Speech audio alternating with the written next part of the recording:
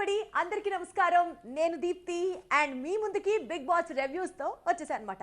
కానీ ఇక్కడ ఒక చిన్న చేంజ్, అంటే ట్విస్టులు చేంజ్లు బిగ్ బాస్ లోనేనా, మనకుండదా? ఏం కాదు కదా. కాబట్టి నేను కూడా ఒక చిన్న చేంజ్ తో బిగ్ బాస్ రివ్యూస్ ని మీ ముందుకు ప్రెజెంట్ చేస్తున్నాను, ఓన్లీ ఆన్ సాక్షి టీవీ. అయితే ఇక్కడ చేంజ్ ఏంటంటే ఎవ్రీ డే జరుగుతున్న బిగ్ బాస్ యాక్టివిటీస్ మీకు కూడా కొన్ని తెలిసిపోతూ ఉంటాయి. ఒక స్టేజ్లో మిడ్ వీక్లో మనకి ఎలా అనిపిస్తుంది అంటే ఇవాళ ఇది జరిగి తీరుతుంది పక్కా అన్న ఒక కంక్లూజన్కి వచ్చేస్తూ ఉంటాం. సో అలా కాకుండా ఎప్పుడైనా సరే బాగా ఇంట్రెస్టింగ్ విషయాలు జరిగినా, ఎలిమినేషన్స్ ఉన్నా, మనం అనుకున్న దానికన్నా భిన్నంగా జరిగినా ఇదిగో ఇలా రివ్యూస్తో మీ ముందుకు వచ్చేస్తాను. ఇట్స్ జస్ట్ క్యూములేటివ్ సమరీ, అసలు ఏం జరుగుతోంది బిగ్ బాస్లో అన్నది. లైక్ ఫర్ ఎగ్జాంపుల్ మీరు చాలా బిజీ ఉన్నారనుకోండి, హ్యాపీగా ఈ రివ్యూ వినేసైతే మీకు అర్థమైపోతుంది బిగ్ బాస్లో ఏం జరుగుతుంది అని. And so here comes my first review episode. వారం రోజులైంది Bigg Boss season 8 Telugu start అయ్యి. 8 డేస్లో కొన్ని రోజులు ఫస్ట్లో కంటెస్టెంట్స్ అందరికీ అలవాటు పడడానికి కొత్తగా ఉంటుంది. ఒకళ్ళొకళ్ళు పరిచయాలు, ఫ్రెండ్షిప్లు, లవ్ ట్రాక్లు ఇవన్నీ కూడా కొత్తగా ఉంటున్న ట్రెండ్లో పెద్దగా మాట్లాడుకోవడానికి ఉండకపోవచ్చు. కానీ ఫర్ ద ఫస్ట్ ఎలిమినేషన్ జరిగిన తర్వాత మాత్రం 100% మనం మాట్లాడుకొని తీరాలి. And the characters of Bigg Boss contestants in the house, బయట గురించి మనకు అనవసరం, వాళ్ళ గేమ్ పరంగా మాట్లాడుకోవాలి అని అనిపించింది. And here comes. అయితే నిన్న జరిగిన episode which means the first elimination episode. బేబక్కకి మనం అందరం బాయక్క అని చెప్పాల్సిన టైం వచ్చేసింది. First eliminated contestant from Bigg Boss season 8 వచ్చేసి హౌస్ నుంచి వెళ్ళిపోయిన కంటెస్టెంట్ ఈజ్ బేబక్క. బేబక్క వెళ్ళిపోవడానికి అంటే లాస్ట్ మినిట్ వరకు అసలు ఎలిమినేషన్ ఉంటుందా ఉండదా, అసలు ఈ వారం ఎలిమినేషన్ తీసేసి ఇంకొక ఇద్దరిని కొత్తగా దింపుతారా, ఇంత చర్చ జరిగిన నేపథ్యంలో బిగ్ బాస్ హౌస్ కాబట్టి కొన్ని జరిగి తీరాల్సిందే. ఫస్ట్ వీక్ ఎలిమినేషన్ ఉంది అండ్ బేబక్క ఎలిమినేట్ అయిపోయింది. అండ్ ఎపిసోడ్ ఎలా స్టార్ట్ అయిందో ఒకసారి మాట్లాడుకుందాం. సో నాగార్జున గారు వస్తారు, ధూమ్ ధామ్ పాటలతో, మంచి హైప్తో, చార్మింగ్ హీరో ఎంట్రీ అవుతాడు. అందరూ కూర్చున్న వాళ్ళు లేచిపోయి గుడ్ మార్నింగ్ సార్ అని చెప్తారు.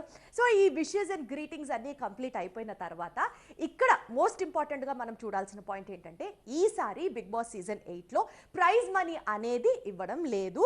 ఎవరికి నో ప్రైజ్ మనీ, మీరే గెలుచుకోవాలి అని బిగ్ బాస్ చెప్పిన ఇనీషియల్గా ఆ బ్యాడ్ న్యూస్లో ఒక బ్యాడ్ న్యూస్ ఇదనమాట.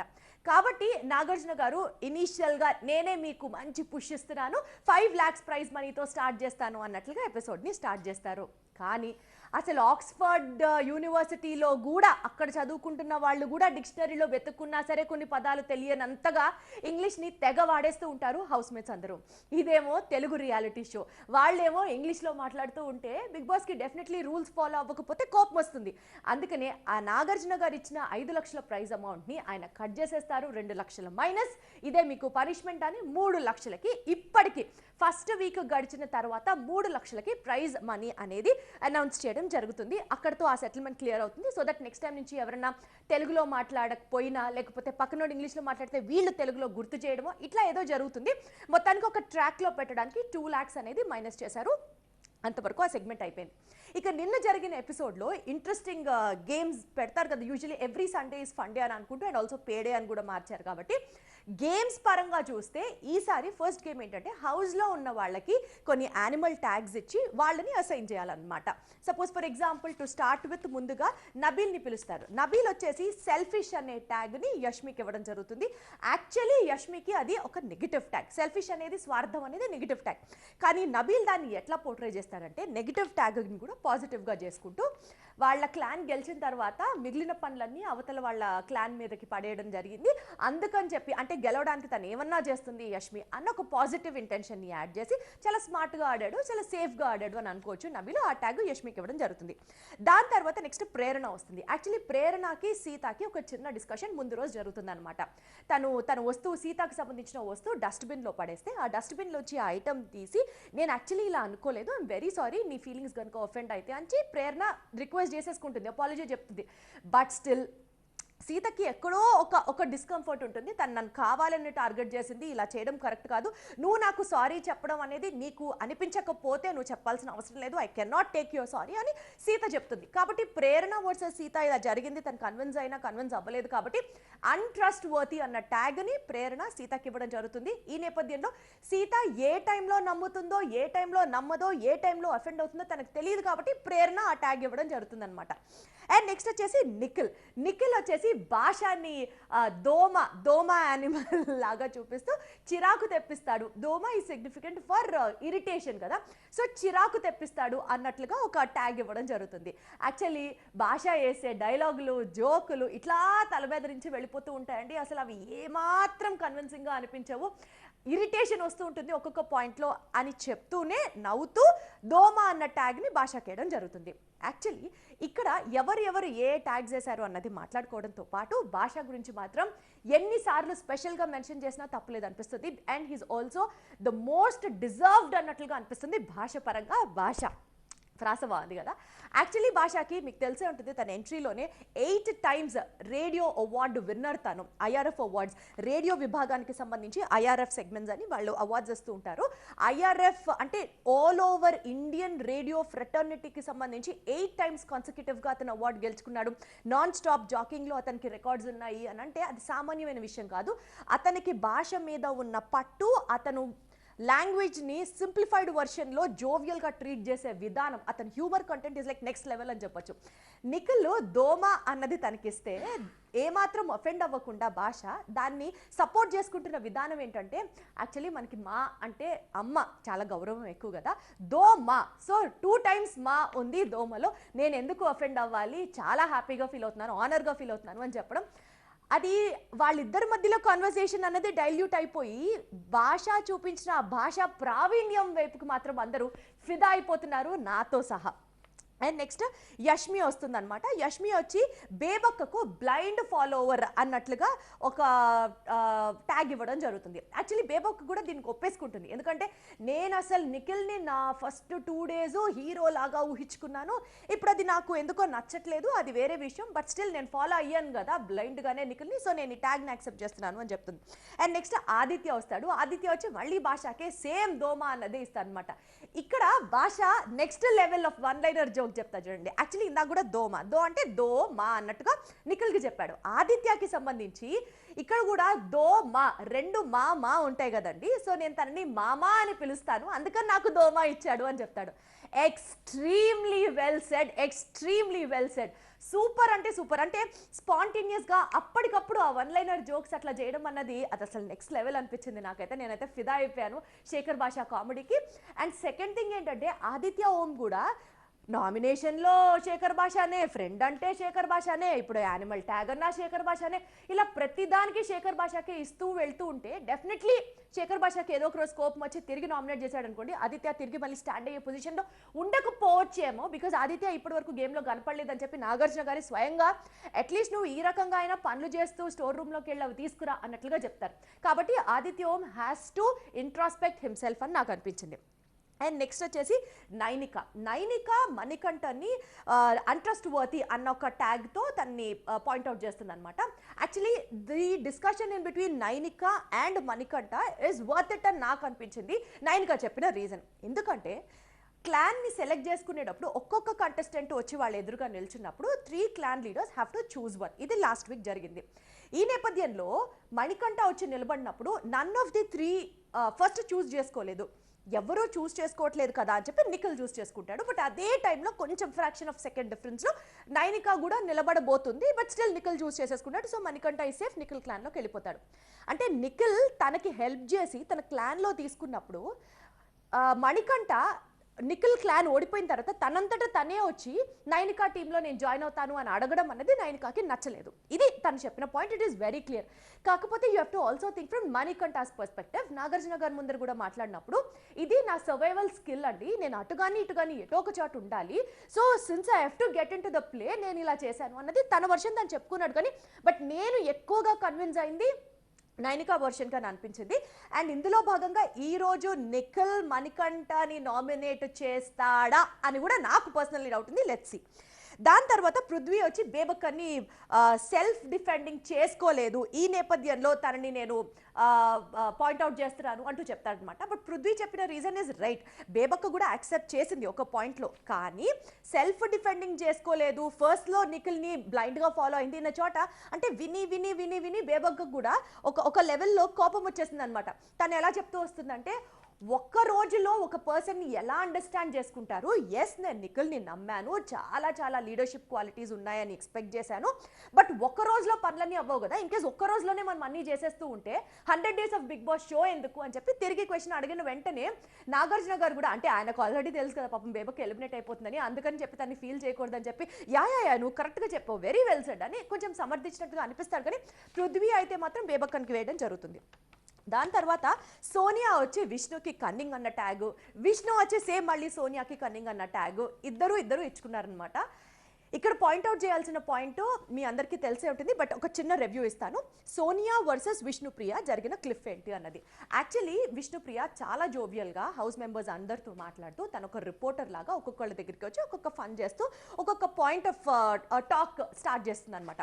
సోనియా దగ్గరికి వచ్చి లాస్ట్ వీక్ నామినేషన్స్, అంటే ఫస్ట్ వీక్ నామినేషన్ ఎపిసోడ్ జరిగినప్పుడు సోనియా నిఖిల్ని నామినేట్ చేసింది, నిఖిల్ సోనియా నామినేట్ చేశారు. ఈ నేపథ్యంలో మీరు ఒకళ్ళొకళ్ళు నామినేట్ చేసుకున్నారు కదా, ఇప్పుడు చూస్తే మీరు చాలా ఫ్రెండ్లీగా ఉన్నారు, how did this all happen, అసలు మీ ఇద్దరి మధ్యలో బాండ్ పెరగడానికి కారణం ఏంటి అన్న వెంటనే Sonia will get offended and లేచి వెళ్ళిపోతూ don't make me a part of this adulteration comedy అని ఒక డైలాగ్ వేసింది. అక్కడి నుంచి వాళ్ళిద్దరికి మధ్యలో రిఫ్ స్టార్ట్ అయింది.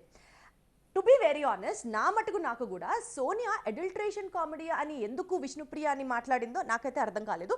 అది అక్కడ జెన్యున్గా కూడా అనిపించలేదు. Because in fact Vishnupriya adulteration comedy ఏమీ చేయలేదు. సో వీళ్ళిద్దరి మధ్యలో నాగార్జున గారి దగ్గర కూడా ఈ పంచాయతీ జరిగింది. మొన్నటి ఎపిసోడ్లో ఇద్దరికి క్లారిటీ ఇచ్చే ప్రయత్నం చేశారు, బట్ స్టిల్ అది చల్లారలేదు. సో సోనియా వచ్చేసి విష్ణుప్రియని కన్నింగ్ అన్న ట్యాగు, విష్ణుప్రియ తిరిగి మళ్ళీ సోనియాకి ముసలి కన్నీళ్ళు అన్న ట్యాగు, ఇలా ఒకళ్ళు ఇచ్చుకున్నారు. But to be very very very honest, ఒక లెవెల్లో అంటే డిస్కషన్ స్టార్ట్ అయిన తర్వాత విష్ణుప్రియ తన పుణ్యశ్రీ అయితే మరి మేమేంటి ఇట్లాంటి మాటలు మాట్లాడకుండా ఉండాల్సింది. కానీ గొడవ స్టార్ట్ అయ్యి అక్కడి దాకా వెళ్ళడానికి కారణం don't make me a part of adulteration comedy అని సోనియా అనడం నాకైతే తప్పని అనిపించింది. నెక్స్ట్ అభయ్ వచ్చేసి స్వార్థం అన్న ట్యాగ్తో మళ్ళీ యష్మినే ట్యాగ్ ఇవ్వడం జరుగుతుంది అనమాట. ఇక్కడ యష్మి క్లాన్లోనే అభయ్ ఉన్నాడు, దాని తర్వాత భాష ఉన్నాడు, వీళ్ళందరూ యష్మి క్లానే. అయినా సరే సేమ్ అదే స్వార్థం అన్న ఒక నెగిటివ్ ట్యాగ్ని తన టీంని గెలిపించడం కోసం తను ఎంత లెవెల్కైనా వెళ్తుంది అంటూ అనవసరంగా యష్మిని మోసేస్తున్నారో, లేదా సేఫ్గా ఆడడానికి ఆ ట్యాగ్ నెగిటివ్ ట్యాగ్ని పాజిటివ్గా చూపిస్తున్నారో ఇవైతే మనకు తెలియదు. కానీ యష్మి మాత్రం ప్రతిసారి ఒక నెగిటివ్ ట్యాగ్కి పాజిటివ్ అడ్జెక్టివ్ యాడ్ చేసి చెప్తున్నప్పుడు తను మురిసిపోయే విధానం కానీ పొంగిపోయే విధానం కానీ అబ్బా అనవసరంగా యష్మి గుంటలో పడుతుందేమో నాకు అనిపించింది. We have to see how she'll take it and move forward అనమాట. అండ్ నెక్స్ట్ వచ్చేసి సీత ఇందాక నేను చెప్పినట్లుగా ప్రేరణ సీతకి అన్ట్రస్ట్ వర్తి అని ఎలా అయితే ఇచ్చిందో ఇప్పుడు it is Seetha's term to give it to Prerana అనమాట. యాక్చువల్లీ సీత ప్రేరణని నిఖిల్కి బ్లైండ్ ఫాలోవర్ అని చెప్పి ఒకప్పుడు నామినేట్ చేసింది. కానీ నిన్నటి ఎపిసోడ్లో Prerana is blindly following Yashmi అని చెప్పి తన్ని ఆ ట్యాగ్ ఇస్తుంది అనమాట. కానీ సీత ఇచ్చిన విధానం, ప్రేరణ దాన్ని తిరిగి మళ్ళీ కౌంటర్ రియాక్షన్ ఇచ్చిన విధానం కానీ, ప్రేరణ వర్సెస్ సీత జరిగిన ఎపిసోడ్ కానీ నిన్న టోటల్ ఎపిసోడ్లో ప్రేరణ వాజ్ క్యూటెస్ట్ అనమాట.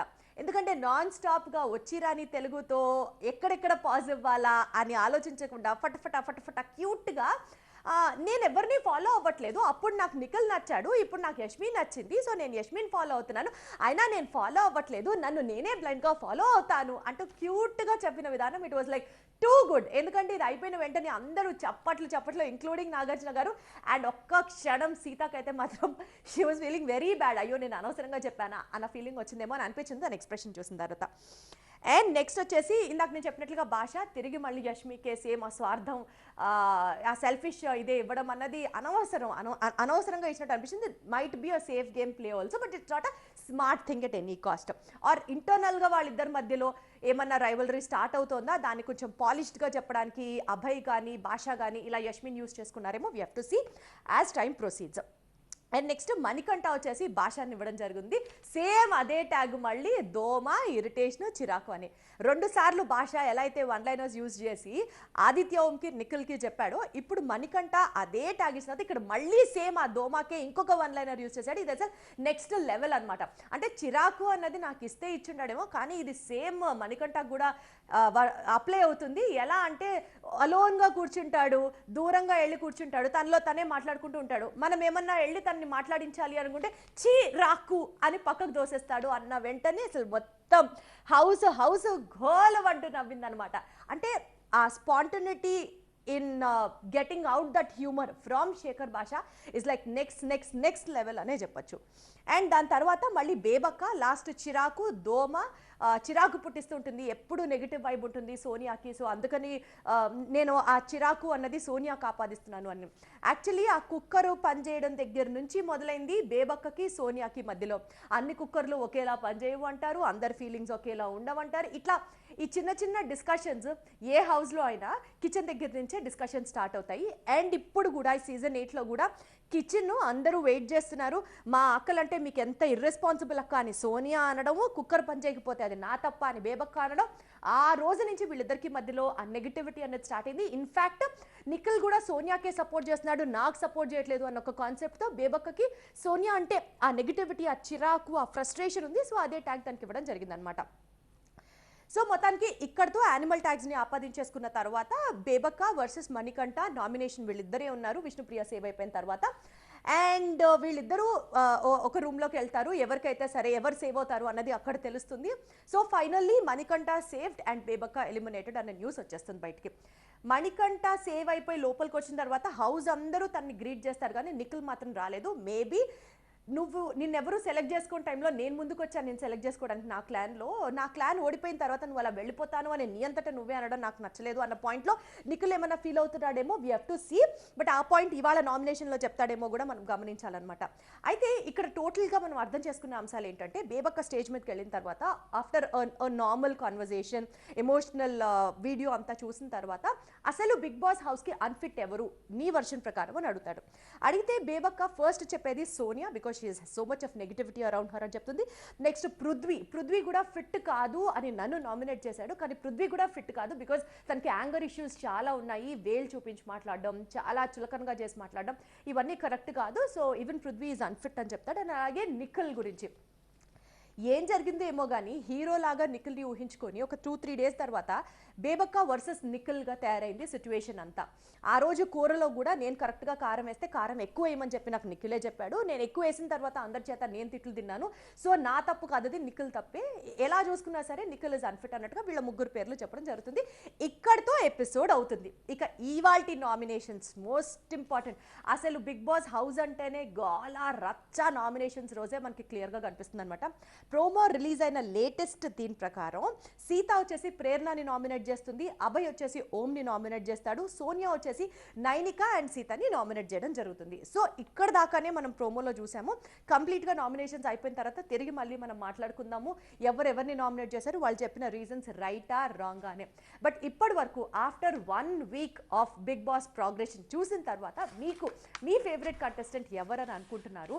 అండ్ ఇవాళ నామినేషన్స్ చూసిన తర్వాత ఎవరిని నామినేట్ చేయడం జెన్యూన్ రీజన్ అని మీరు అనుకుంటున్నారో do let me know, because మీ యొక్క ఒపీనియన్స్ని కూడా వాల్యూ చేసి నెక్స్ట్ ఎపిసోడ్లో మిమ్మల్ని కలుస్తాను. Until then take care, thank you, bye by.